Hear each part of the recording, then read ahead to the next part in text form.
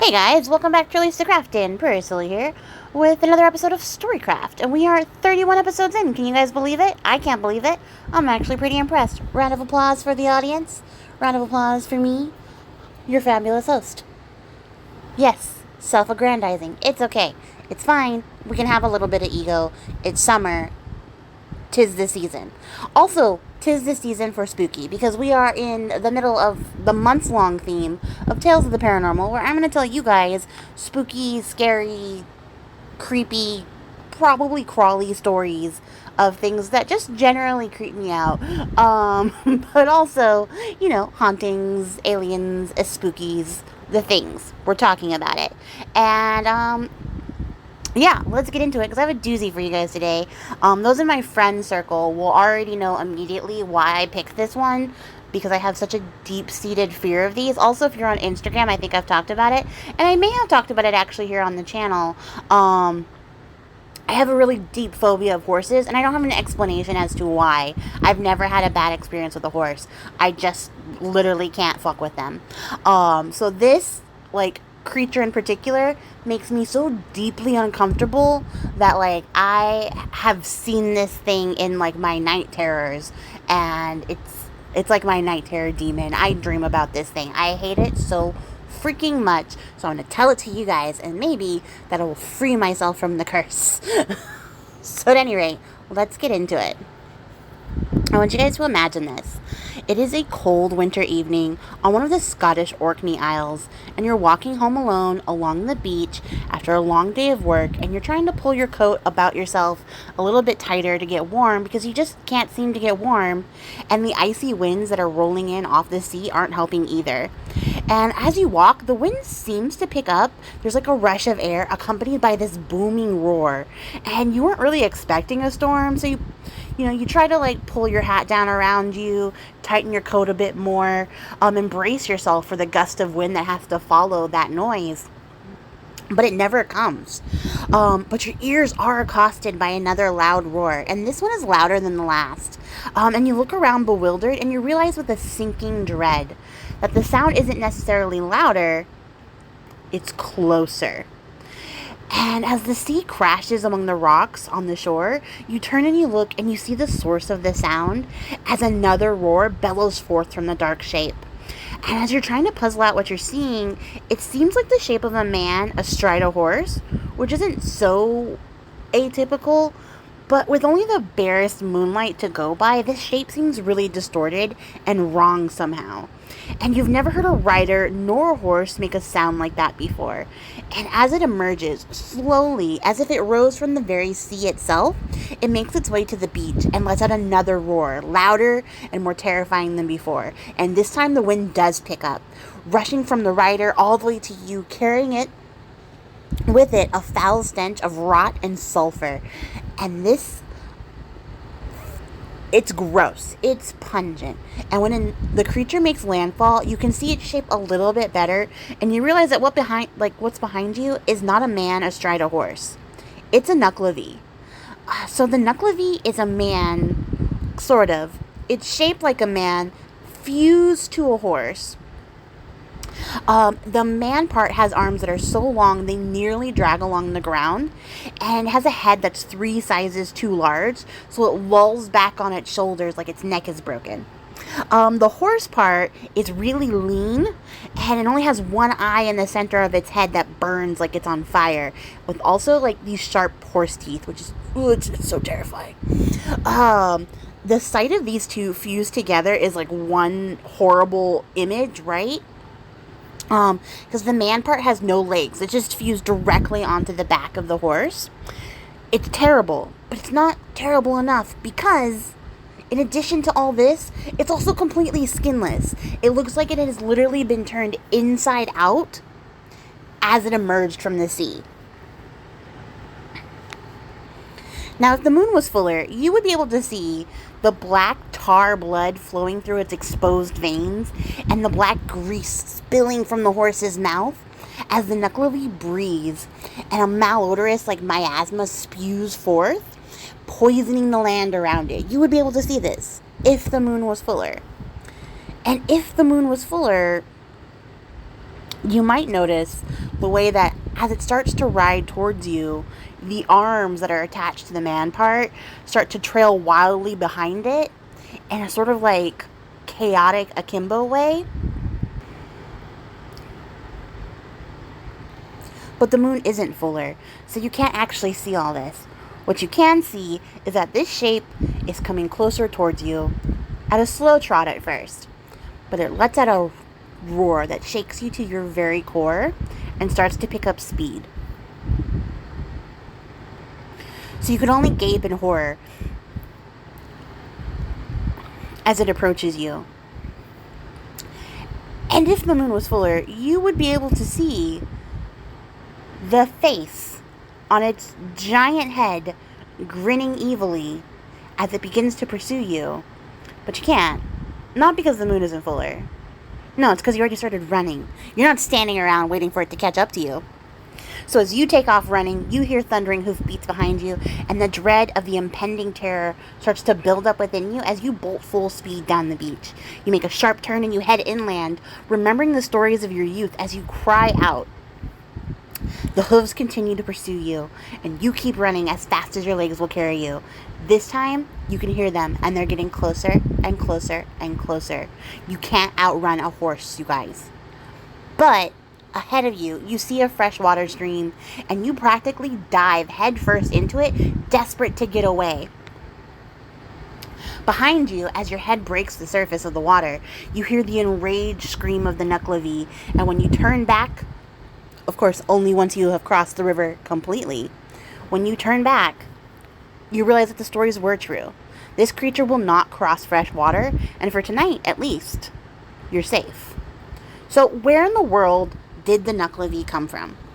This is a really interesting question that's both difficult and easy to answer, because they came from the Orkney Islands. And the Orkney Islands are an archipelago on the north coast of Scotland. There's about 70 of them, only about 20 of them are actually inhabited. And the islands, while now currently being a part of Scotland, actually have their own unique identity and folklore grouping known as Orcadian, which is also the name of the people that live there. So the people from Orkney are Orcadian. They have Orcadian folklore. It's really distinctive to them. They also have their own distinct dialect of the Scots language. Part of this is, in fact, due to the fact that the Orkney Islands were originally inhabited by Mesolithic and Neolithic tribes, and then the Picts. Then they were colonized by Norway, and then settled by Norsemen, and then incorporated into the Kingdom of Scotland later on, which is now where they currently are residing. They never moved. The islands didn't move. They're involved with Scotland still, to this day. So you have a healthy mix of natives, Picts, Vikings, Scots, Celts, all settling into Orkney and creating their own stories. And this is where, like, the terror of the Nuckelavee was birthed to be the worst of them. The breath of the Nuckelavee is said to blight crops, befoul food stores, sicken livestock, and sightings of the Nuckelavee were almost like a harbinger of droughts, epidemics, and famines. The Nuckelavee is massive, coming in at about 9 feet high, with some people saying it weighs over 2,000 pounds. I'm not sure who weighed the fucking Nuckelavee, though, so take that with a grain of salt. Because who and why and how? I have so many questions about the weight of the Nuckelavee that I didn't think I would have. But 9 feet high, 2,000 pounds. Man fused to horse, inside out, spewing out death. Like, the Nuckelavee is something else on a whole other level. And descriptions on the monster kind of range a little bit all over the place. Some people don't talk about having, like, only one eye on the horse. Some people are like, it has a head full of hair, which is also creepy to me. There's a lot of descriptions here that it doesn't just, like, have, like, super long arms with claws at the end, but it carries, like, knives or swords at the end of that. I don't... Why? The super long arms thing is already creepy enough. Having claws makes it worse. A sword seems a little bit silly when, like, it has to, like, let its arms fly behind it, because otherwise they'll just be dragging on the ground as it runs. Like, silly. But there's lots of different descriptions for the Nuckelavee. I chose the one that was, like, the most common and also haunts me to this day. But with these different descriptions, one thing is really consistent. The Nuckelavee is a creature of the sea. It actually spends the summer and the warm months being trapped under the sea and not coming out because Mither of the sea, if like also known as the Mother of the Sea, is a sort of the local deity land spirit who is tasked with and has the ability to keep the Nuckelavee trapped beneath the water. She's said to be the only one who has the strength enough to do this. So go off, Mither, because that's amazing. Her only adversary being Tehran, also known as that fucking jerk over there, who battles Mither when she's at her most exhausted for control and takes over in the winter months, releasing the Nuckelavee onto the people of Orkney. So essentially, this story is sort of a how the seasons turn. So from summer to winter. The light half to the dark half of the year. That's where this story originates. But Tehran apparently has some feelings and he wants to fight the Mither to get control of the sea, therefore releasing the Nuckelavee onto people, and that's a dick move, Tehran. Like, I'm okay having that beef with Tehran because that's a dick move. It sucks. That's not cool at all. The only way that you can actually deter the Nuckelavee from attacking you, or not necessarily the only way, one of two ways. There's only two ways you can do it. You can't actually kill the Nuckelavee or, like, fight it. The only way you can deter it is with fresh water or burning seaweed. So the first option isn't the easiest to come by on an island out at sea, but it's not impossible. There's fresh water on the island. That's why people live there. Otherwise they wouldn't. And, the Nuckelavee also retreats from rain, so, you know, Scotland's a good place to go if you want some rain, especially in the ocean, right? Islands, rain, it happens. So, chances are you're pretty safe and you can find water to be safe. The Nuckelavee does not fuck with fresh water. And as a sea creature, that makes sense. It seems pretty reasonable that it would consider fresh water to be its, like, antithesis, as it's, like, used to being an insult, and you can't put salty things in fresh water and just expect them to live. Makes sense. The second one, the burning seaweed, actually enrages it, which seems to be a counterintuitive, but does work in deterring it from pursuing you, so, like, that's a win. It has the counter effect, though, of causing the Nuckelavee to get so angry that it lashes out at the horses on the islands and gives them the fatal disease known as mortishine, and they all die. So, you know, you saved yourself, but all the horses have to die. Sorry, horses. Like, that sucks. Unfortunately, like elephants, the Nuckelavee never forgets. So it'll eventually come back to get you, probably out of spite because you burnt its least favorite, like, thing around it. And it was like, that's fucking rude. I will never forgive you. So the Nuckelavee will eventually come back to get you. And if it does grab you up in its two long arms, it will drag you back home to its sea, and you will never be, like, back home to the sea, and you will never be seen again. That was difficult. Words are really hard. Trademarked. So it comes from Orkney. But more than that, the Nuckelavee seems to be a mix of local lore, the Celtic water horse lore, and Norse and Scandinavian mythology. There's some ties there to, like, Odin and Hel and the horses that are present in those mythologies, as well as, like, the Kelpie of Celtic mythology or Celtic lore. But it is just believed to be, like, the most dangerous and powerful of creatures, especially in Orcadian mythology, but sort of along the coast of Scotland in general, because it does seem to have some sightings that have spread out beyond Orkney, and that's not cool. But it works alone. There's only, like, one Nuckelavee, and it just spends all of its days, or whenever it can, terrifying the people and bringing plague and bad luck to the lands. And that's awful. No one actually knows what the Nuckelavee looks like under the sea, though, and I thought this was a really interesting thing, because in the sources that I, like, looked at, I will link them below. They're always in the description now.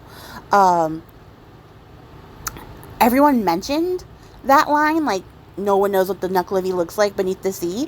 And I'm like, we all under the impression it looks different, like, because that's so interesting and strange to me. But then it made me start thinking about the blobfish. I don't know if you guys know, the blobfish is a gross, slimy looking fish that looks really sad and depressed, and it is sad and depressed. And let me tell you why. It's because it actually lives so far down in the ocean that when you, like, pull it up, like, from its deep sea pressure, it starts to, like, the flesh, like, melts off of it. So it looks like a normal fish at the bottom of the ocean, but then we drag it up and we go, look, you guys, it's a blobfish. But that's really just the effects of, like, the lessening of pressure on its body, causing its whole, like, shape to contort and get gross looking. And that's awful for the blobfish. That's not cool. It's not cute. It's very unfortunate. But it makes me wonder, by comparison, if the Nuckelavee has, like, a regular shape beneath the ocean, and then every time it rises, it gets that, like, flipped inside out because of the pressure change. And that's also upsetting, and I get why it would be mad, but, like, bro, just stay in the water, like, totally. And so, like, you guys might be wondering the reason why I picked the Nuckelavee and my whole beef with horses. I really can't explain it. I have such a horrible phobia of horses, and the Nuckelavee lives rent-free in my brain because of that. So I'm really hoping that by voicing this fear, it will dissipate, because I hate this thing so much. But yeah, let me know if you guys have any strange phobias that you can't really explain and don't seem very logical when you say them out loud, but they're there. Because I can't explain it. I get very uncomfortable around horses, and I will push people in front of them, as my best friend will attest, because I don't want to be near the horse. So yeah, that's it, you guys. That's the story of my deep-seated fear and the Nuckelavee, and I hope that you guys enjoyed it. I will catch you all in the next one. If you made it to the end of the video, I appreciate your faces, and if you would like more content, shameless self-promotion, you can click off now. I have a Patreon, so check that out. It's in the description box below. Until next time, guys, happy crafting. Bye!